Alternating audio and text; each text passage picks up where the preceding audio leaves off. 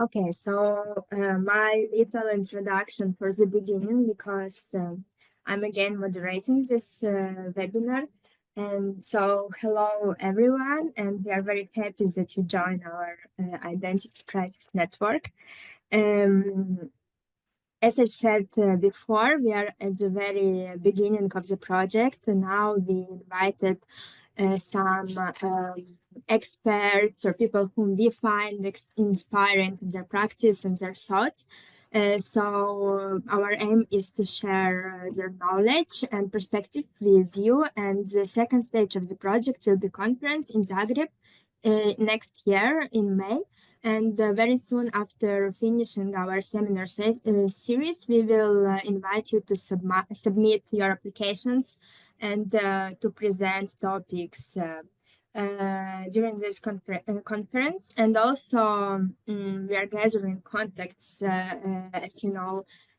So we will share with you more information when our project will be developing, and hopefully including more and more people who can share their ideas and perspective. Some technical things. I hope that already some people are familiar with this, but I will repeat it. Very important thing is that we have this Q&A section at the bottom panel, and we kindly ask you to write your questions in this this window. So we will have it by the end of lecture. We will have it all gathered.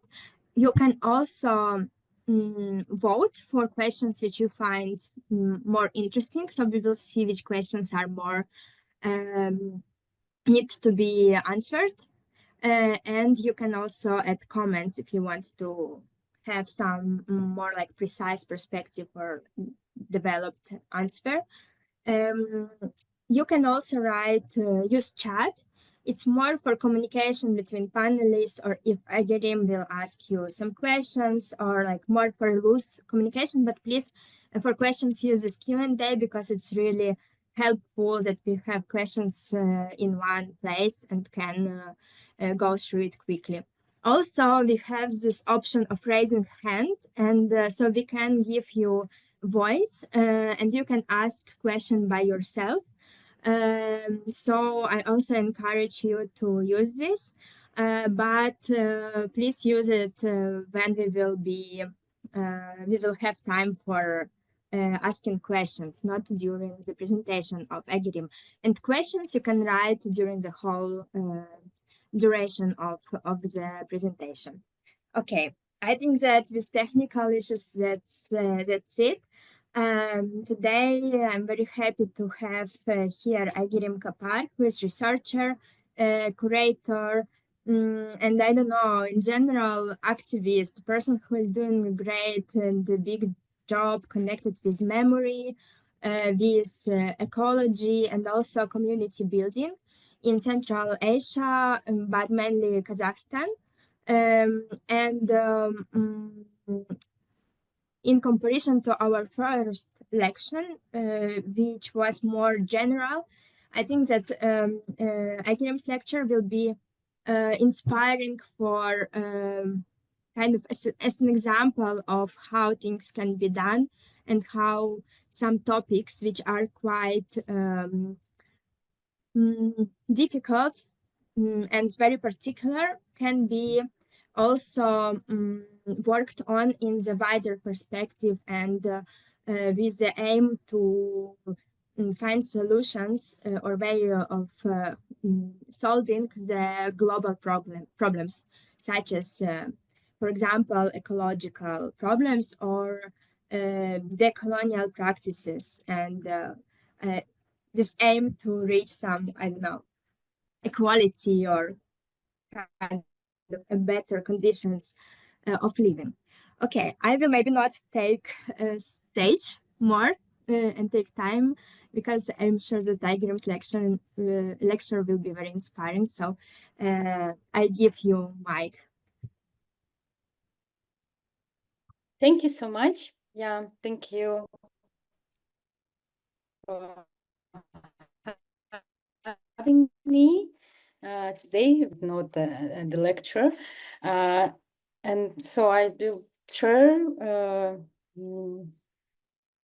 my screen and start to walk through the last 4 or 5 years of my practice, as a part of Artcom Platform, which is community-based contemporary art and public engagement platform. So I'm from Kazakhstan. I based usually in Almaty. Today I'm speaking from UK. I do my MA program Environment, Culture and Society at Essex University this year. And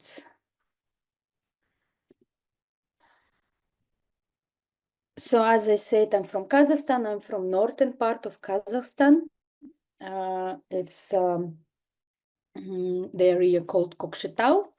I grew up literally in the steppe, and and mostly I'm from the nomadic culture, and I grew up between Kazakh speaking Aul. It's a community, it's way of living of the people in Central Asia, and post-Soviet Savkhoz. It's also like the structure of the farming that Soviet Union developed in some areas. And as I mentioned already, I'm from Artcom Platform, and I work with my colleagues who are researchers, activists, artists, curator, and our current team include me, Antonina Van Leer, Kharlagash Ahmedbek, Aigerim Kapar, and our colleague Aigerim Kapar. But she just recently also joined another team of our colleagues. So our mission is to practice contemporary art and engage and unite communities in shared care for collective memory, nomadic knowledge, culture, environment, for sustainable futures in Central Asia. And we value diverse forms of practices, opportunities, experiences. And for us, art is an everyday practice. And everyone could be an artist. And it's not that some egalitarian bubble that only some people with sorry, not only for the people with cultural and artistic background can join. So this is why we are believed, and our practice is also about unlocking the potential of art and knowledge production for the social cultural transformation, environmental and climate justice. We have several projects and programs that we are leading together with my colleague, and today I will focus on our environmental initiative Care for Balkhash. But just for the context, I'd like to also mention about SOS Taldykol, which is today is ecological movement in Kazakhstan, in Astana. And it started as an initiative to protect the system of the lakes of small Taldykol, and thereby biodiversity in the capital of Kazakhstan, in Astana, from draining and construction. And so we have a website. We also have a social media like Instagram, where you can find more information about. And so as an Artcom platform, we organized several educational programs, and through which we realized for ourselves that we are not interested so much in the cities, and our focus is the steppe. And when we went from the city to the steppe, we actually met the system of the lakes, which is now today part of the city, because Astana, it's actually the new capital of Kazakhstan. It's a new city, and it's actually growth just in like 25 years as Astana, as a new city. And today this lake's actually surrounded by city. And for us, it was the place and the subject of our research and interest, how the steppe and the city could today be in dialogue. And but the city administration and some developers companies, they decide to drain out the lake and build some property there, like buildings and other facilities. And we organize several educational programs there, exhibitions, actions, and which actually led us to develop this initiative into ecological movement together with the ecologists, city activists, architects, and the Astana citizens. And also at the same time, as I told you, that we developed some educational programs, and one of our guiding concept is decolonization, Central Asia,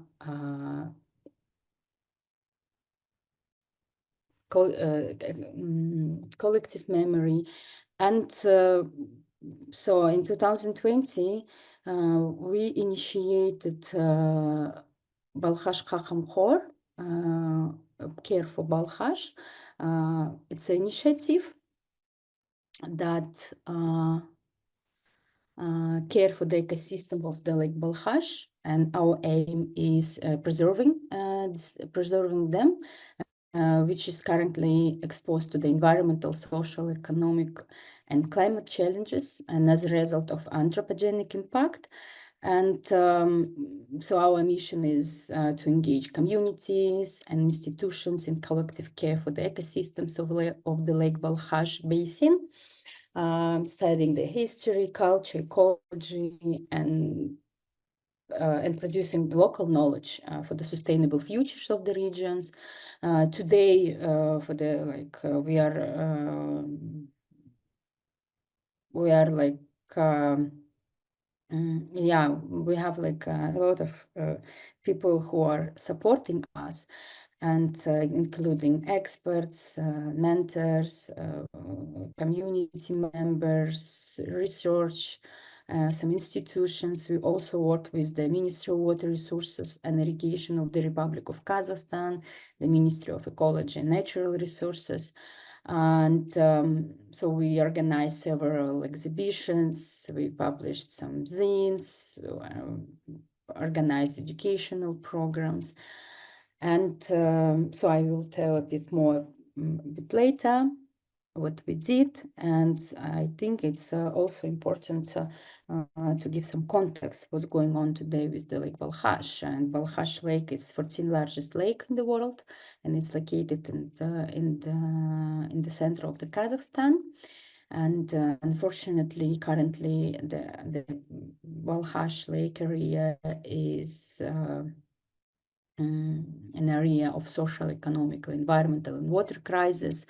And as we also know today, that according to McKinsey expert group, which predicted that Lake Balkhash could disappear in next 20 years. And but also we see as how like climate crisis acting now, and but we don't have any data also how the climate crisis will affect the region. But I mean, I think it's clear that it's will be harmful for the people, for the biodiversity, for the ecosystem of the lake and lake itself. And Balkhash Lake, it's transboundary basin. We shared this basin of the lake with China, because the main river and that supplies more than 70% of the water to Balkhash is Ile River, and Ile River comes from China.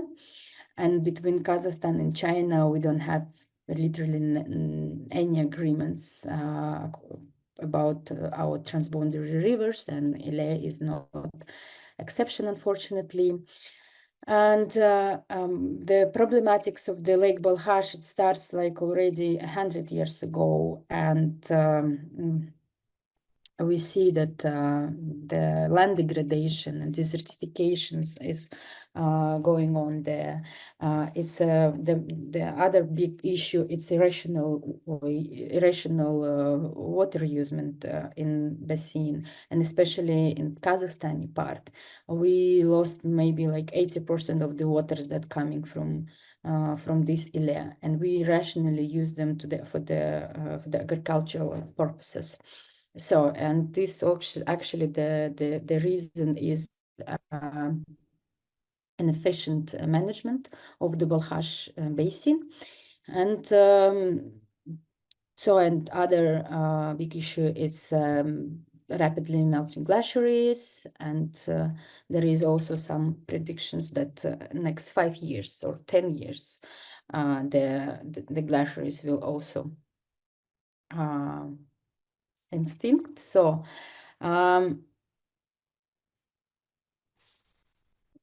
so our goals as an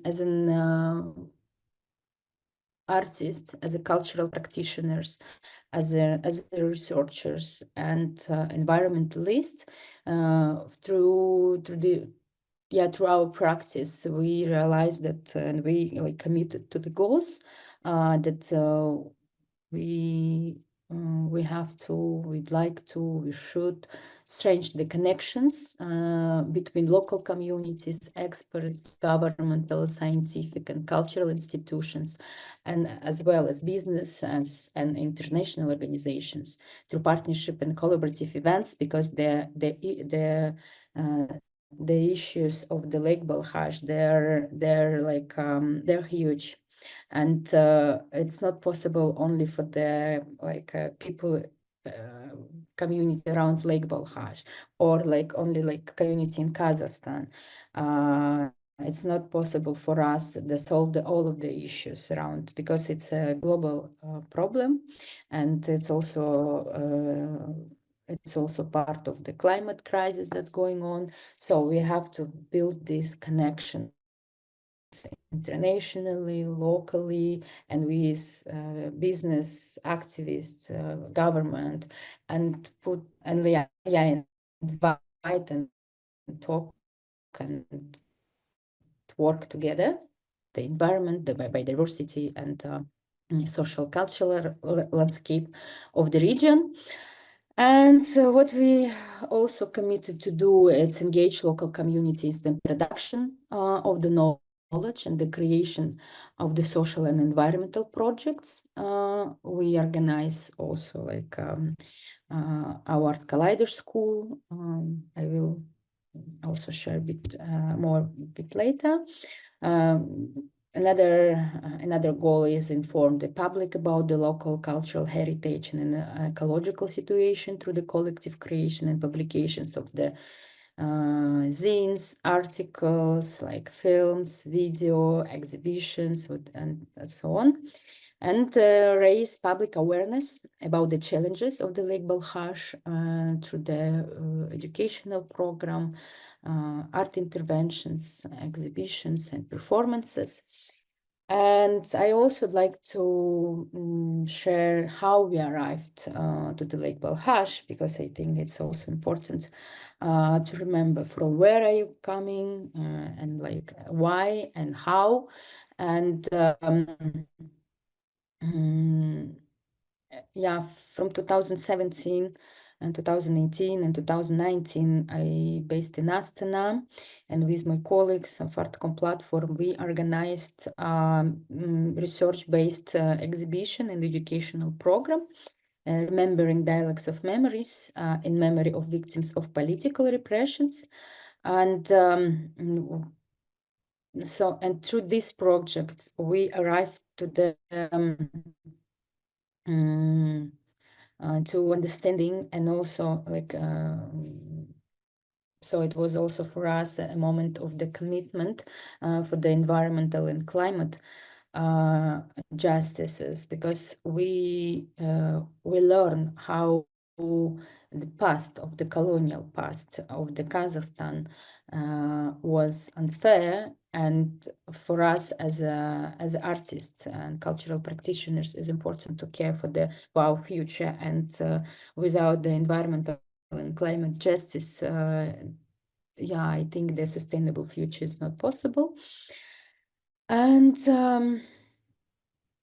Balkhash Lake is representing by themselves the geopolitical position of Kazakhstan between China and Russia, between two empires, and the interest of both of them, it's intersect in Balkhash. And you can see, so you can see on this screenshot of the map, Google map, you can see this red square. It's actually approximately the size and the location of the Sarshagan polygon, which is active military missile testing site of Russia, located in Kazakhstan. And it's the shield of Russia against of China. So literally, if China will attack Russia, from the polygon that they are renting from our government, they will protect themselves and also us, as they also telling to us. So as and if another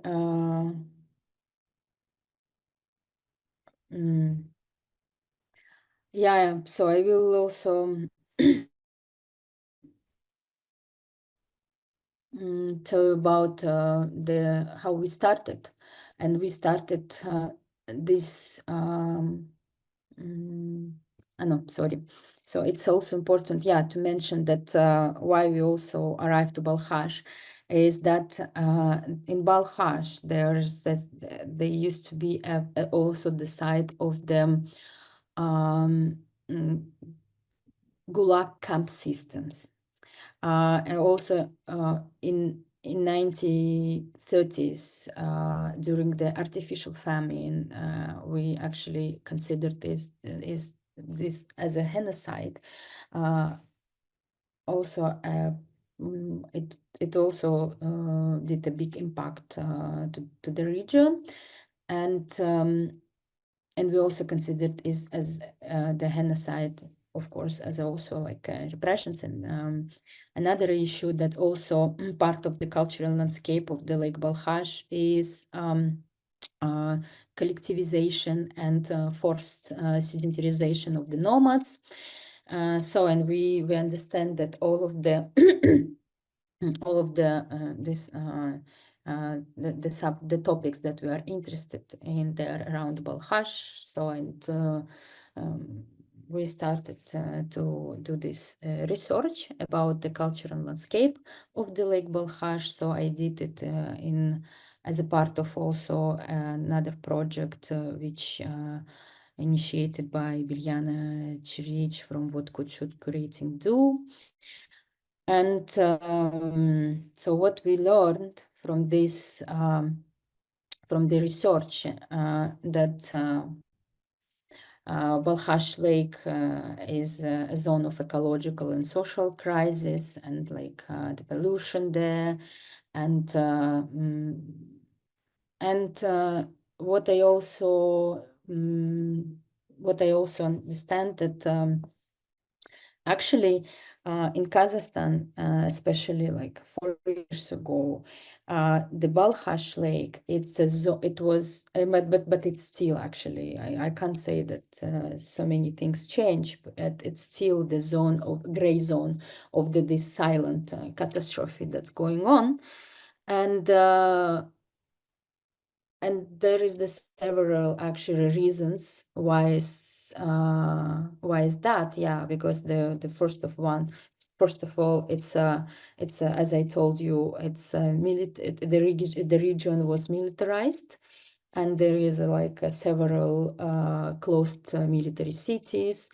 And during the colonial period, Balkhash was directly connected to the Moscow, and even infrastructurally, Balkhash city is not connected with, for example, like Almaty, one of the biggest city in Kazakhstan, and it's also not well connected with Astana or with other cities around. So, and still, mostly, if something happening in Balkhash, it's stay in Balkhash, right? So, and also the communities around also. Not in the position of the power to talk, and their voices that their voices could be heard. Yeah, as I told already about the non-sustainable water management and irrigation systems. Yeah, unfortunately, the 80% of the waters of Ileri were today used for the agriculture and other needs, and 70 of which continue to be rationally used in the Kazakhstani part. In 1980s, also during the Soviet Union time, the Kapchgai hydroelectric power station was built, which is like dramatically increased. It's also cause for the degradation of the Ileri River Delta, which is crucial for the ecosystem of the Balkhash Lake. And what we also discovered, yeah, that actually the Balkhash Lake is going to the same scenario as an Aral Sea, the sea that was actually, yeah, also stolen during the Soviet Union time in Central Asia. And so there is yeah, that so what we also understand from this research, that what we learned actually, yeah, that more than 55,000 people were killed during the famine there. And this is photo, for example, from the yeah, this is the lake actually, yeah, from the, and this is these photos near the Konrad mine, because Balkhash also was, the area of the Balkhash was industrialized, and in 1920s, 1930s, there was started this aggressive copper mining industry, and which is existing for now until now nowadays. And in 1930s, on the shore of the lake, copper smelter was built, and yeah, and the city today, Balkhash city, which is one of the biggest city on the shore of the lake, and it's actually was built around this copper smelter. And the famine itself, and we called it ashashalik, Yeah, and the shashlik, it's one of the, what we also learned that shashlik, it's one of the important part of the collective memory of the local people, because even like if you will talk with the youth there, so because we work with the youth center there, so the first thing that they will tell you that, so like from where they are, that they arrive, that they like that their family moved to Balkhash during the Arshashiluk time, and so they will tell you from which tribe they are.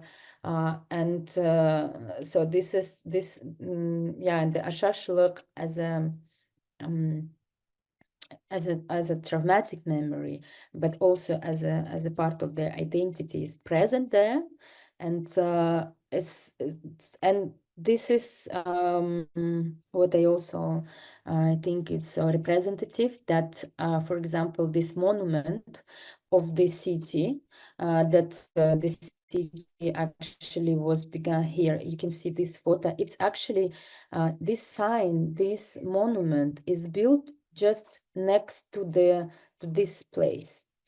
And but I mean, in general, in the official narrative of the region, of the people mostly remember about this like glory, how the Soviet Union built this giant copper smelter, that's the big part of the identity of the people and the official history narrative. But people remember without like this official narrative, and they also built another monument just also in front of this sign. So it's this monument, it's the monument called Belge, which could translate in the English like as a sign. It's the sign of the Belge, it's memorial to remember of the Ashashalik time, the famine time in Balkhash, because and if you will come closer, you can see that there is like also several signs that also telling the story about this like 1,000 people that were killed, murdered, died during the Ashashalik. And what I also find is like unique for the Balkhash, because I haven't seen that signs, for example, next to the places that this traumatic event happened, for example. And it's also like the sign that people remember and they care. And so we also started think together with the local communities through our expedition there, because mostly we are from Almaty, Astana, or other cities and auls of Kazakhstan. And we are also like wasn't on that time a part of the local communities, because we are from other cities, but we are care for the lake. So, and we've choose this like a strategy to work with local communities and involve them also to our practices. So we organize several events there, and one of them was like a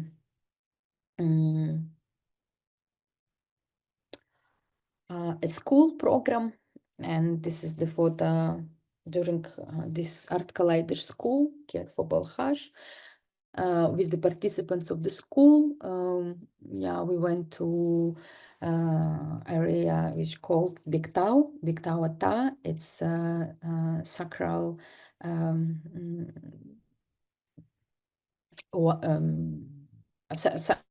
sacral place for the local communities. So we also went to south part of the south shore of the Balkhash to and to Karoy Aul. So we also did some short walks there with the local communities, like kids, and also we went there to establish our connections with the Lake Balkhash Natural Reservoir that actually located there. So we this is some photos from the Balkhash city. They're from different years. Some of them from 2021, some of them from 2023. Yeah, another our instruments, how also like share the knowledge, because we are working there with the local community, and we are like through all of these years we are also like a part of this local communities in Balkhash. We also moved there. We spent a half a year there, or like, and we are going first, but also for us it was also important to document our own experience, our own practices, and also do like kind of reflections, and but also like how to share the local knowledge with people who are not from the city of Balkhash, or not from the region, but also like maybe from other countries. So we decided that this, like the small kind of publications could be helpful. So in 2023, we organized our interdisciplinary school, Art Collider, with the local youth center. And it was like the lecture, discussions, walks, and workshop, but also we organized the incubator, and we moderated and help like local artists, researchers to develop their own projects and initiatives that could care for the ecosystem of the lake. And some of them is Balkhash Dalası, Kolmix, Koktinges, OCT, and others. And we are so grateful for this like opportunity, for example, to collaborate with the local youth center, with the local museum. And this is actually the participants of the school. So this is the lecture that we also organized in local museum. This is Daulet Agha, so he is local historian, and he's actually, his background is archaeology, and we learned a lot of things from him. This is the lecture of the Aynash Mustayapova, and she's a colonial scholar. So she is also from Balkhash, but she based in Karaganda, which is also a city nearby. So this is the photos from some art and workshop and practices that we did together. So this is the one of the instrument that we also use for the research of the environment around us. And this workshop was led by Karlagash Ahmetbek. It's the mapping, of the environment that surrounds you, or it's better to say that you are part of.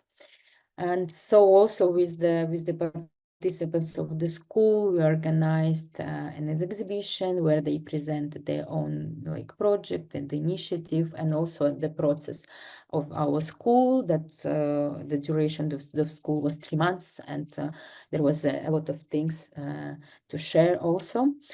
And as I already told, like the lecture and public discussions, and we are also yeah, during the school, we also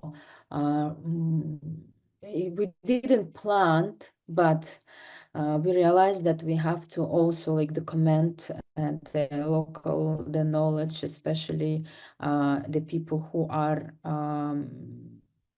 like in the age that like in this fragile age, that we can also lost this memory and the knowledge. So we did several documentaries with local cultural practitioners, with the journalists, with the historians like Dawlet Agha, as I already mentioned.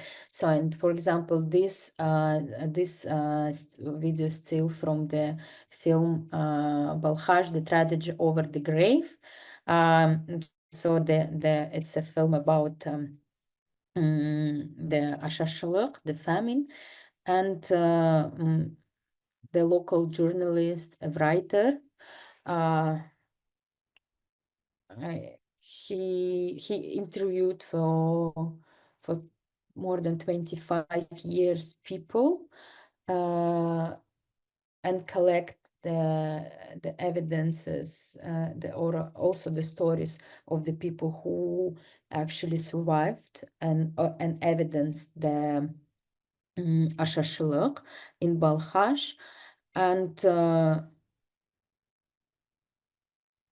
yeah, and he actually, yeah, in this film, he shared all of the stories. What also he did, he wrote the novels, the several novels, and he transformed all of this, like the information from the interview to the novels that also share the stories of the people. So through all of these practices, we also arrived to the idea to organize International Water and Climate Forum, Balkhash 2024. And because the last forum about that discussed actually the problematics of the Lake Balkhash happened like 20 years ago. And all of these forums, they mostly happened in Almaty. I mean, there was just like 3 forums, no, 2 even. One of it was in 2005. The one before happened in 2000, and the 2 of them, and it was organized by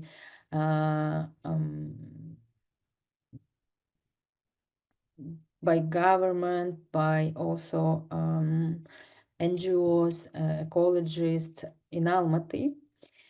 And we decided that it's important also to continue that forums as also part of this intergenerational knowledge. And because for us it's also important, for example, at Artcom Platform, that we are also connected with the knowledge of our ancestor, with the knowledge that the ecologist experts already produced.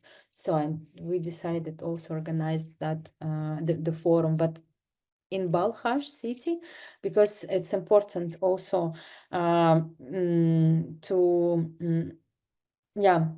see the lake by themselves. Because what also I learned from the research that I did, that people in Kazakhstan not really aware, even like they just have like basic knowledge about the lake. And I was sure that maybe like the decision makers, for example, from the government, maybe they also never have been in Balkhash. So and our goal for this water climate forum was unite the efforts of the civil society, scientists, cultural figures, governmental organization, business, international community, and like 4 joint actions on preservation of Lake Balkhash and sustainable development of the basin.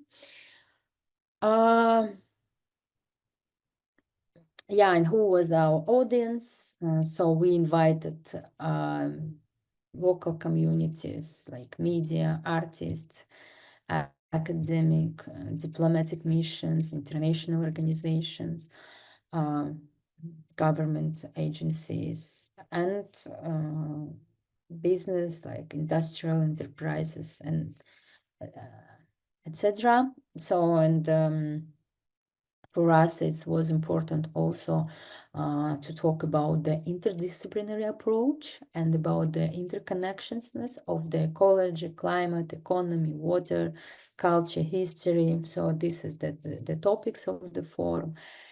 And yeah, when it's come to the results of the forum, so I mean, it was it was successful in the way that the network of the partners was built through the work and organization of the forum. We also with my colleagues and we work on the advocacy inside of the government through all of the Ministry of the Water Resources, the Ministry of the Ecology, my colleague Aigerim Kapar.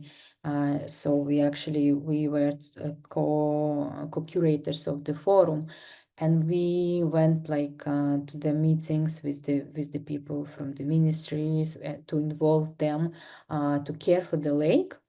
And it took a year for us to do this advocacy work into the ministries, and also to involve decision makers to this process.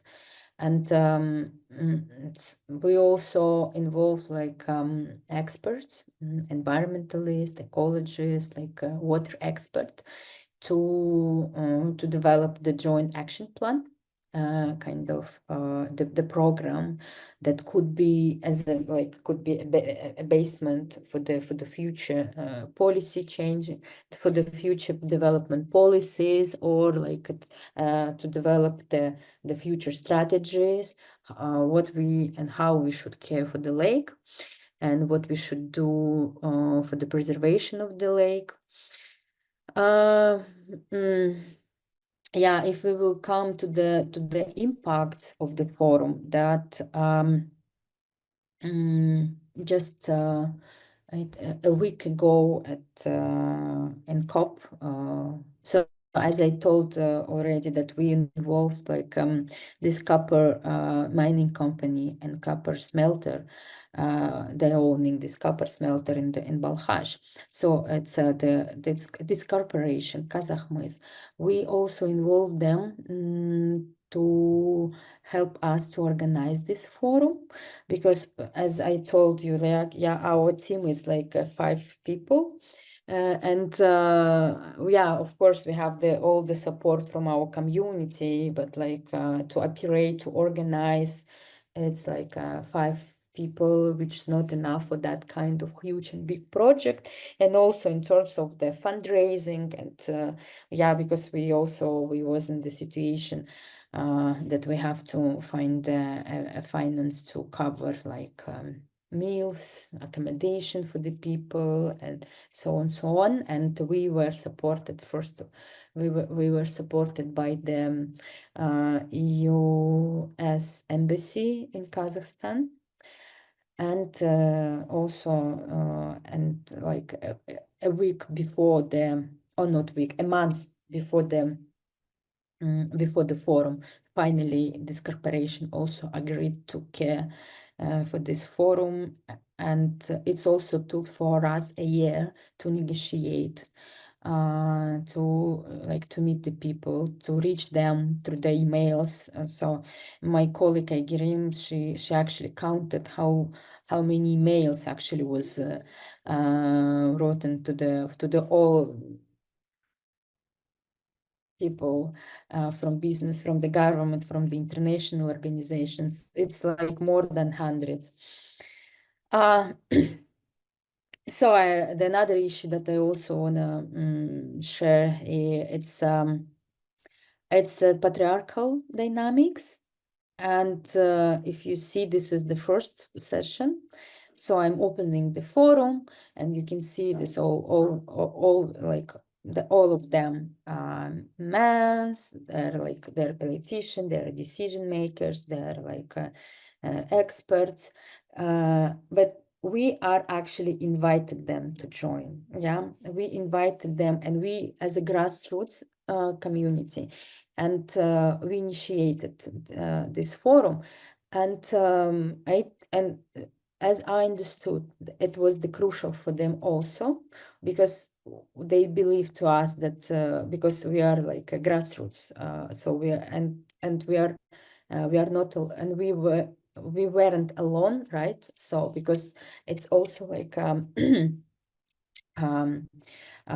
impact of the collectiveness, and also the power also of the local communities, because um, um, I think, yeah, it's important for them when you're working with not only with the environmental issues, but in general, when you are trying to find a way and raise awareness to some issues, or like to solve the problem, the support of the social movements, or the support of the communities, it's crucial.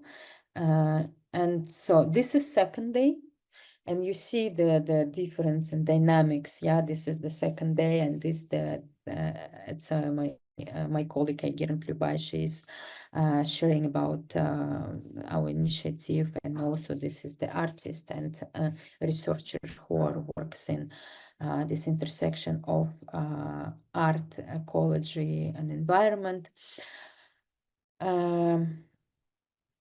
Also, as a part of the forum, we also organized exhibition Interweaving Climate, Waters, and Communities, and we mostly organized this exhibition by ourselves, and also we supported this exhibition. Uh, because I mean, like I don't know, the business or some embassies or like international organizations, they are okay, and maybe, yeah, to support like forums and conferences, but they're not really open to support like artistic project. But of course, for us, this forum, it's artistic uh, artistic practice, but yeah, them it's more like um, yeah, I think that it's more common for them to support uh, the scientific events and project than artistic one. But we are grateful, for example, for the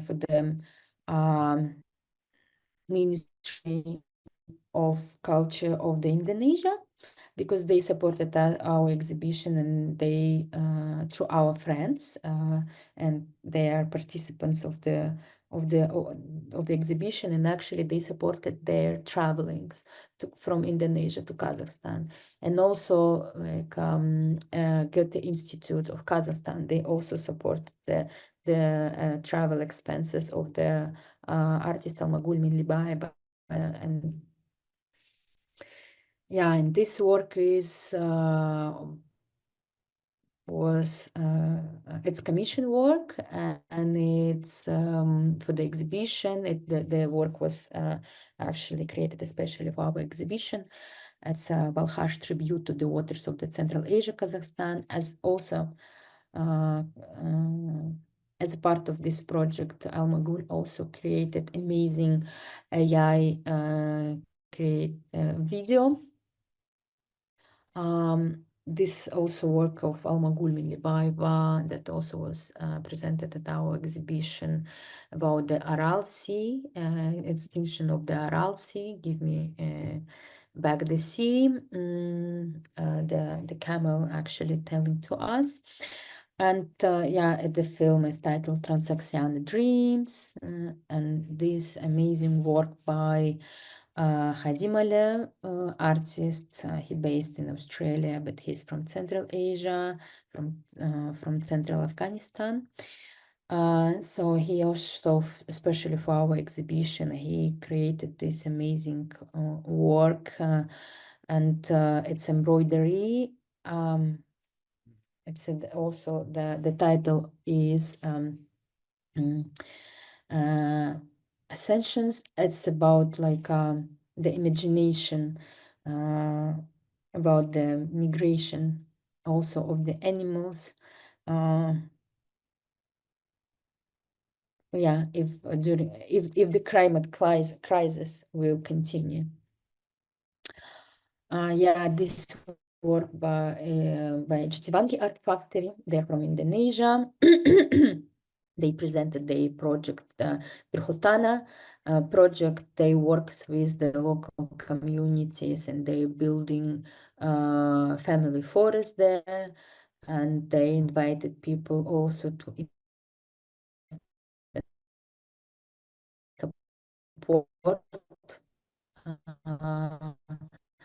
their project from around the world. And this is the project about what we can, what we can do and how we can care for our land, for our memory, for our climate and food security. This work titled Work Jackets as a part of Great Cotton Road. It's project by Dilara Kaipova. She's from Uzbekistan, and this is the this is also the big story of the cotton as a colonial instrument that also was invented by Soviet Union in Central Asia, and we are still having this project of the extractivist project. It's also cost to us that we lost our Aral Sea, because they're mostly like the cotton, as you know, it needs a lot of water. And so the water of the Aral Sea actually was used to grow the cotton, and it still continues. The story didn't end. And this project, this work of Omer Kilde Biof, it's titled Famine, Ashtaq, and it's it's a tapestry. So Omer Kilde Biof, he is a local artist from Balkhash, and this work about the famine, about the story of his mother, who actually survived during the famine because of the lake. Because mostly white people also like moved to the lake because it was the only way in that area to survive. We also did the documentary about him and his practices. And this also a short video work created by Mutabar. Mutabar Khushvatova, she is part of the Kızlar collective, so she based in Tashkent, and her video was about the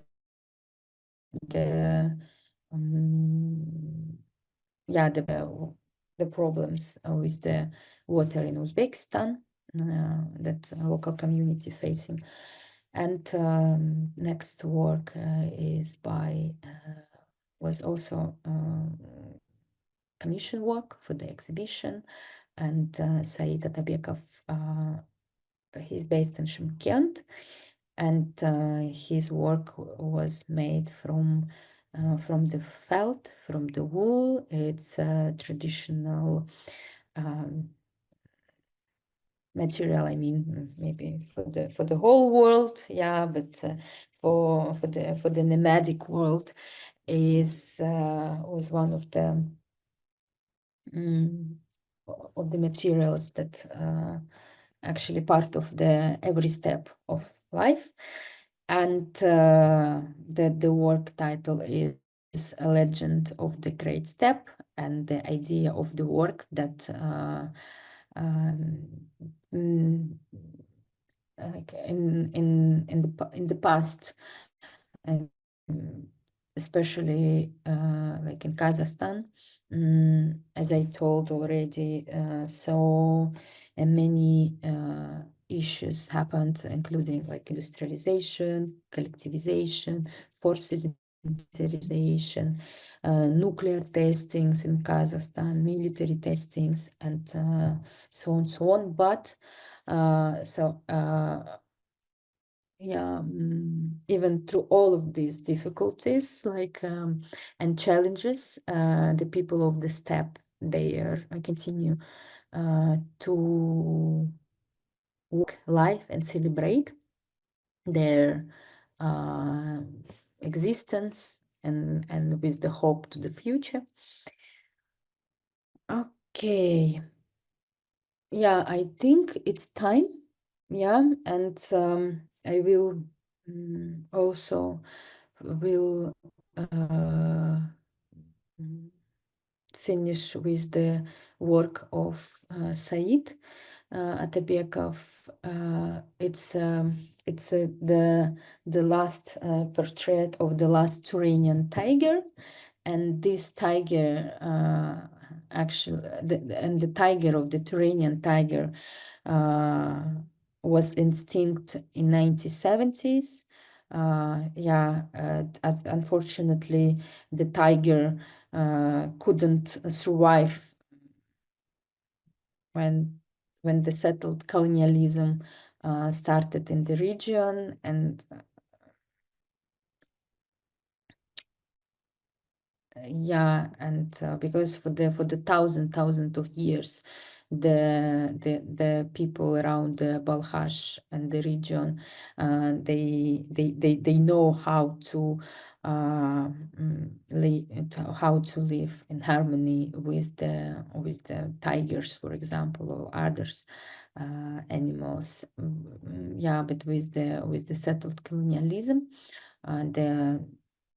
the tigers in the region gone, but also the one of the project that Lake Balkhash Reservate now implementing is reintroduction of the tiger to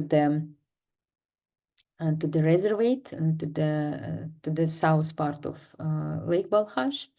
And I think last month the first tiger actually arrived, and so we will see how we will learn how to live with the tiger in Balkhash. And yeah, this is the websites and the Instagram that you can visit and see. Yeah, it's so hard to talk with your own screen, so I'm sorry. Yeah, Yeah, sorry for that. Yeah, now we can it's hard hear. to talk with yourself. Yeah, and I also the another issue also around Balkhash, I forget to mention our there is the challenge, another challenge that also Balkhash Lake facing now. It's the building of the nuclear power plant on the lake. Yeah, I think 2 months ago, I think we had the referendum in Kazakhstan, but actually it's the referendum not believe, right, in the elections in Kazakhstan,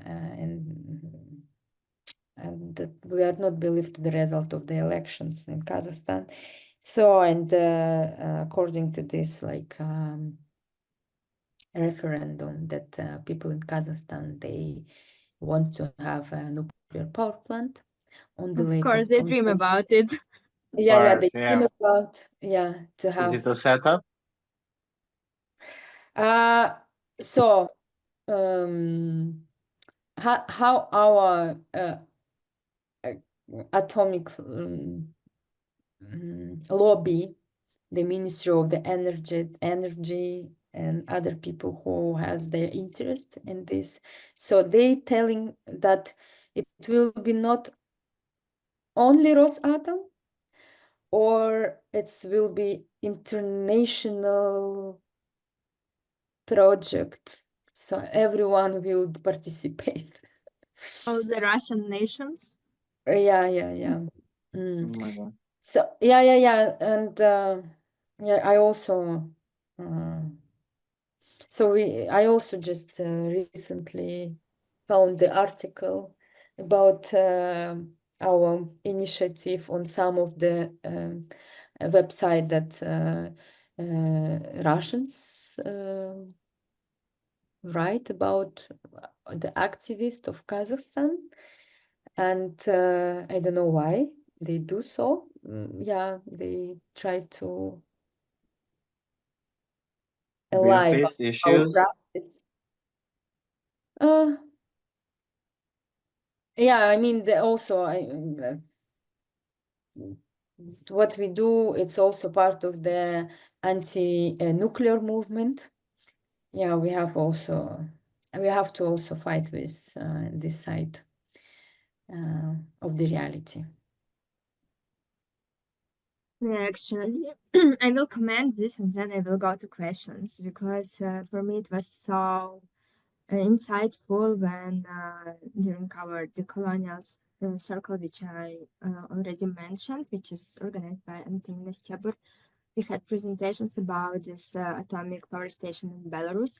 And actually, this whole project, of course, which was built by Russians, it totally destroyed the independence. It's not like, political influences, whatever. The one thing just totally take all the independence out. Like, the country cannot decide about itself anymore, totally. And all energetics and everything is dependent on the will of Russians to, Yeah, because it's not only about power. No, I mean, in our case, it's not about power. No, it's about power, but it's about political power, and it's not about the energy only. Yeah, it's about the neo-colonial influence of the Russia, and also our corrupted government, because yeah. So we will see, because the nuclear power average the time to build the nuclear power plant at 10-15 years. I think for that for that time, maybe like Balkhash will disappear already. So maybe Okay, let's go to questions. We have few. I will read now those which have more likes, and then we will see. Okay, so the first one is, I think that all of them are for now anonymous. And the first one sounds: 2 days ago, Jan Sova mentioned that communities and new identities can form around a shared sense of luck or purpose. Here we have an example showing that a unifying factor for people can also be the protection and ecology of lake that holds significance for a particular community. Do you know of other examples where identities have formed around a shared struggle for an ecosystem?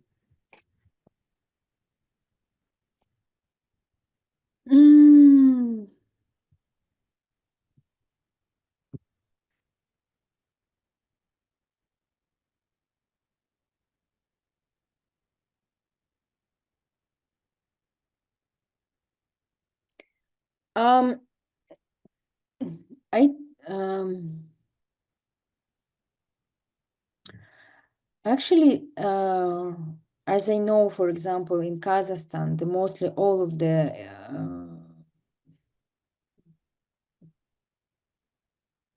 this shared struggle, actually, this is the main factor to unite people.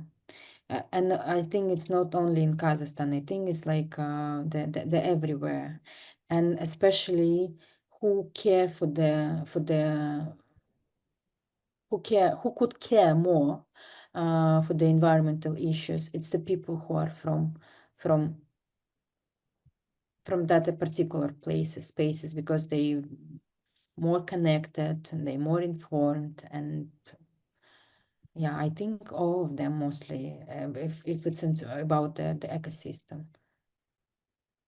But do you think that this, it's already my comment, do you think that this struggles and these communities which appear around struggle can be kind of, I don't know, stable, or they are just like, no, they form in the moment and then they disappear? And I think it's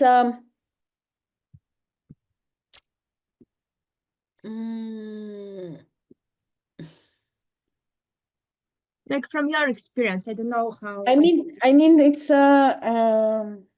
it's hard to. For example, like SOS Taldykol. Yeah, today it's ecological movement. Mhm. It still continue to be active, and also it's an NGO today. Yeah, they formed and they closed. So it's like another like ecological movement that I know and that I also familiar, and I'm learn about this ecological movement in Italy through the work of the Annalisa Canita. It's this ecological movement happened it's actually started in 100 years ago already, but it's also formed into institutionalized something, let's say, in 1980s in Italy, in Bormida Valley. And so these people like work together for 15 years, 17 years. So, but it's formed there also their identity, their struggle united them, and also it's also shaped their identity. And until today, they're like people who are like, I don't know, 70s. They're in their 70s, 60s, but they still like work together, also organize some other events. And I think all of these like movements, initiatives that could like just appear in some short period of time, for example. But I think also people sometimes move to another initiatives and also collaborate. But I think the knowledge also migrate with the people. And also, I mean, it also depends if how, I don't know, how impactful that the initiative was, like, or maybe not impactful, but maybe not not that harmful, because sometimes there is like interest of big companies and you just cannot do so much. And for example, why the problem of the SOS Taldykol movement why the movement still active? Because the problem wasn't solved, because the interest of the companies still there. So they drain out some lakes and the waters comes again, you know, from year to year, the things changing. Yeah. Okay, so I will read another question. But Vera, there was like a comment from Ernest Borowski that we should check the Lios Labs community because they are also like operating and working with art and ecology in Pustynia Błędowska, which is like a desert in Poland, in the south of Poland, in Silesia region. That was also made due to some ecological crisis in mining, and they are organizing festival on the desert. So this is also some kind of, but it's more like maybe artificial community, in artificial in that sense that they are not really, there are some people living there, but also some people just coming from all over the Poland to make this community around the festival. But it's also like an maybe interesting example. Okay, so maybe in connection to that, because I saw that there are quite a few questions about I don't know, collaboration, international collaborations, and is it you know, is it happen to you if there are some I don't know, do you have some attempt to form some more kind of global community, or to somehow make some exchanges between different initiatives which are local but but can be discussed in more global way?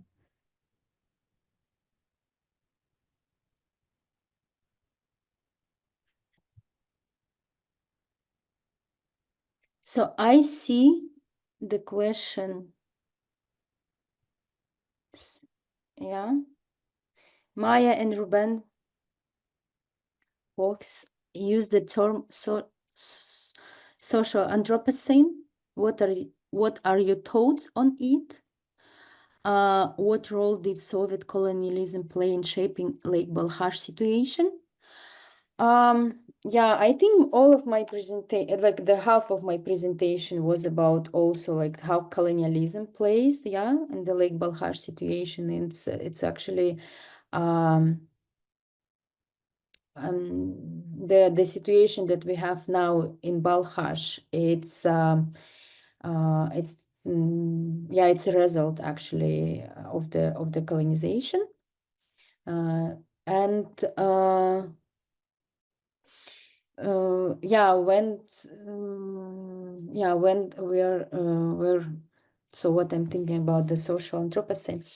I think it's important when we are talking or thinking or searching about the social Anthropocene, we have to remember that socialism was different everywhere. For example, like that socialism that used to be in Eastern Europe, for example, there is not so much in common that we actually faced in Soviet Union. And also, we have to remember what was the center. People in Moscow maybe enjoyed their socialism, yeah, but people in Kazakhstan, we are triggered by socialists, and we do not romanticize socialism. But I understand also in the global discussion, like what should we choose, like the capitalism or socialism. But also we have to remember that we maybe also could imagine alternative way of economy, way of living, not to be only like in the corridor and this like between capitalism and socialism. There are so many things inside. Yeah, it's also important from which part of the world you are thinking about, and where from where are you coming and what you actually experienced. If I answered the question. Yeah, so I think you can choose by yourself questions that you want to answer.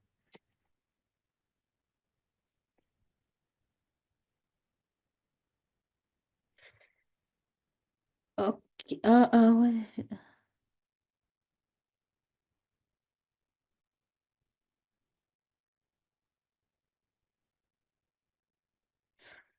Yeah, okay. The question is like, why did you choose an art initiative as a means to address the environmental and social issues surrounding Lake Balkhash? How do you see art contributing to this situation, fostering awareness, engagement, and solutions for these challenges?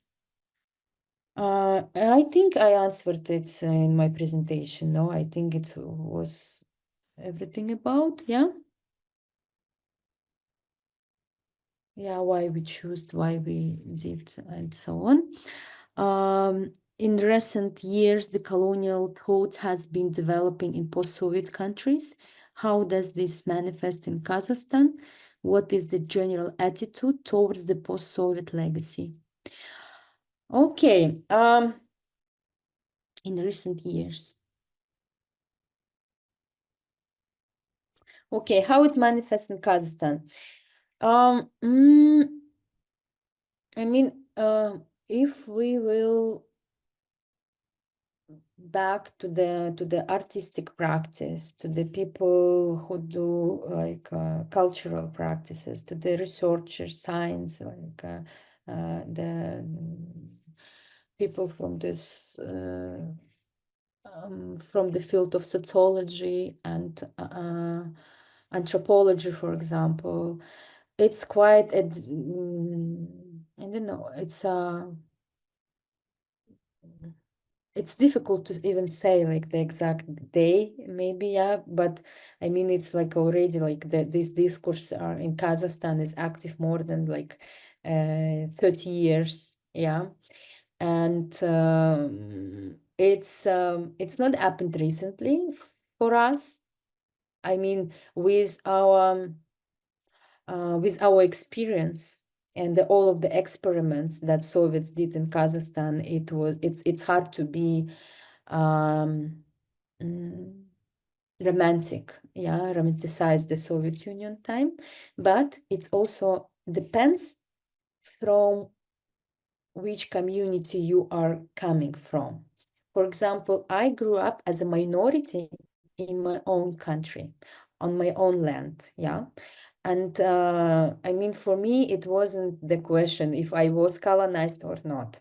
Yeah, maybe, I mean, it was the question when I was 10 years old or like 12 years old. But it's also, but I'm from northern part of Kazakhstan, yeah, like people from the south part of Kazakhstan, from Shymkent area, their settled colonialism and all the Soviet policies works differently. For example, they didn't lost not all of them, but mostly from the people from the auls, they didn't grew up, they mostly grew up in Kazakh speaking community, for example. But also what I noticed recently, I think recently, people who are not ethnically Kazakhs, they start to understand about what we are talking so many years. I think it's like for them, for the people from the background, different background and like Kazakh, I think it starts to be more clear for them, and they start to understand why Kazakhs talking about the colonization, the coloniality, so on, so on.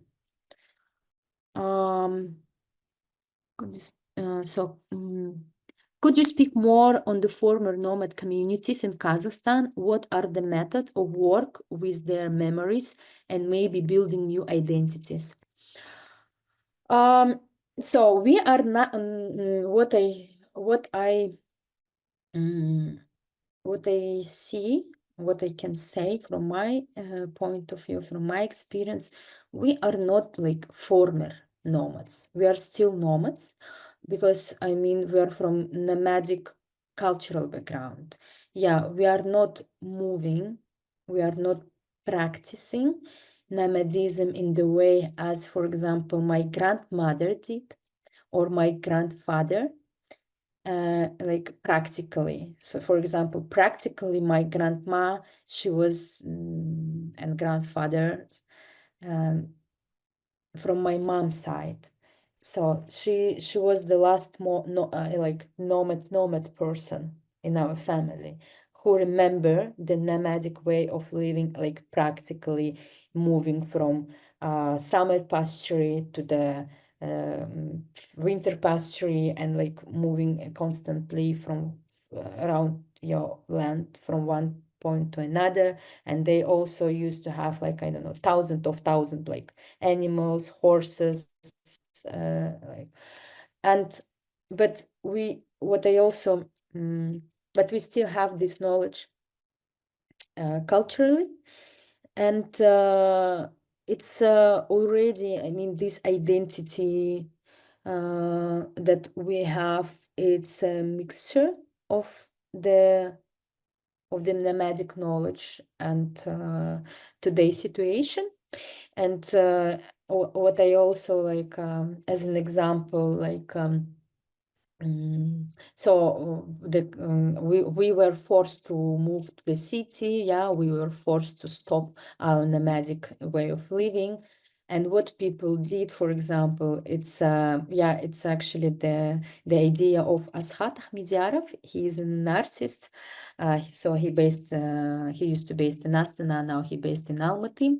So I think we talked about like also all of I remember we walked on the Taldykol lake system, and he told me like, Aigerim, I see that these like verticals of the cities in Astana, for example, all of the buildings that people nowadays lives in these like buildings, actually inside of this vertical you can find the aul, actually the traditional Kazakh community lives inside, because people still have this like relationship with each other, how is an owl. So the owl actually didn't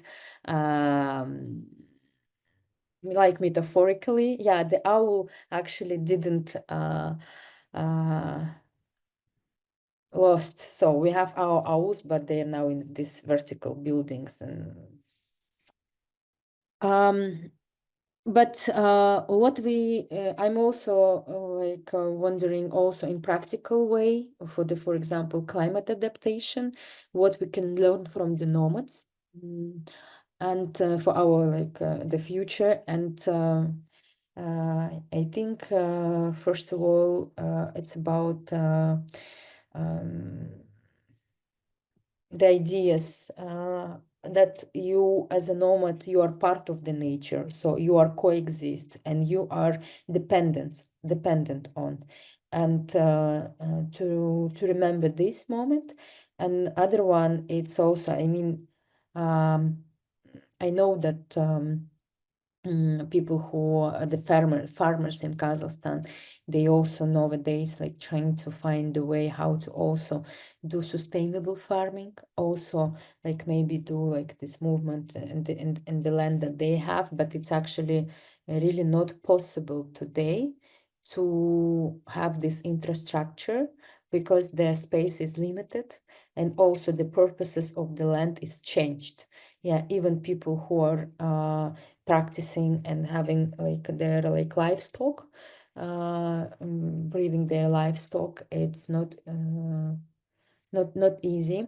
But I know there are some farmers who are using and implementing the nomad technologies to their nowadays farming. Do you often get invited by larger international art community, like to present your work and get support for your engagement? Actually, I often, quite often, we are invited by international institutions or communities, like today, for example, and I don't know, next week, actually, I also was invited by Maya and Ruben at UCL to do a workshop and also presentation. I don't know, maybe every month, sometimes a few times in per month, like a few times maybe. We are actually, I think this month I did like several presentations, and we also next year we will also be part of some international exhibitions when we will also present and talk about our Balkhash And we are always open to share. We're always open to like for the collaboration. So.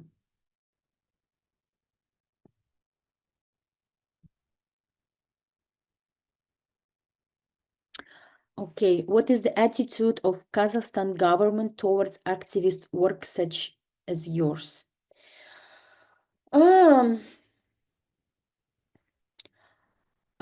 So for example, me and my colleagues, like as a Care for Balkhash initiative, or like SOS Taldykol, the government, we are not claiming for something dangerous. I mean, we are like caring for the environment, for the lake, and they're actually open. Maybe they not always can, I don't know, solve the problems. Maybe they're not always like can do kind of support or involve more. But when it's like about ecology is like an environment, there's the space for the dialogue. But it also depends about the interest of others, of the business, and other structures. For example, with this nuclear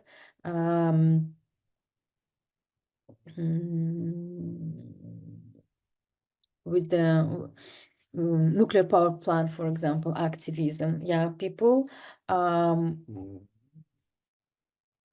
was the activists actually, several of activists were punished. Yeah, and because this is also the direct interest of the Russia, and it's actually it's a tricky always to find navigate how to raise awareness, what to say, how to act. And I think in this way, the contemporary art, it's a space and place to build the strategies and reach your like goals or the ideas that you want to develop. And in this way, it's contemporary art. It's a good instrument, effective, the powerful one, because it's also yeah, it's because it's also addressed to the community, to the people, to the society, and they also actually through the artistic practices, they also can relate to things that you are questioning or criticizing.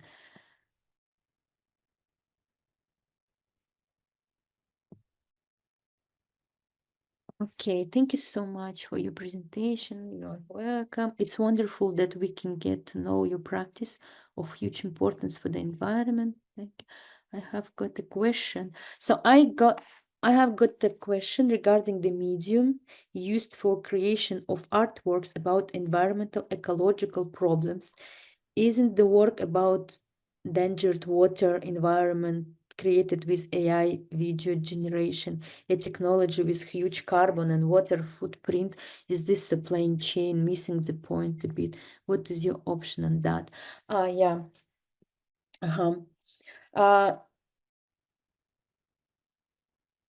Yeah. So this is the reality. Yeah, we are creating the works that also supplies the waters, and we are also like you can see also there is the works that also made from fabric, that also supplies the water and everything. I mean, we invited people to Balkhash, and they came to this forum. They also used the airplanes, for example, to come. Like, so this is the reality. Of course, we try to reduce the environmental impact.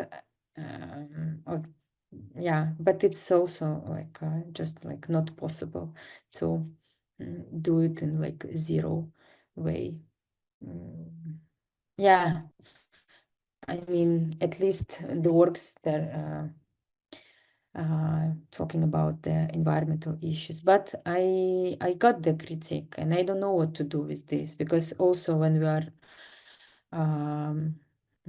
we're always asking ourselves what we can do and use the materials that less have impact, not print so much or not print at all.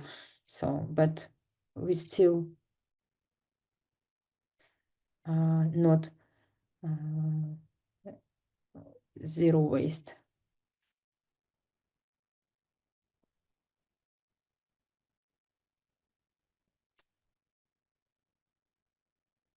Yeah, I Yeah, think the last one is not a question. It's more like a thank you. thank you. So, yeah, I don't know, are there maybe some more questions or from, I don't know, our team, or we can wait a bit, but in general, I want to thank you very much. And I think that if you will not get any comments or questions, we can already head to the end.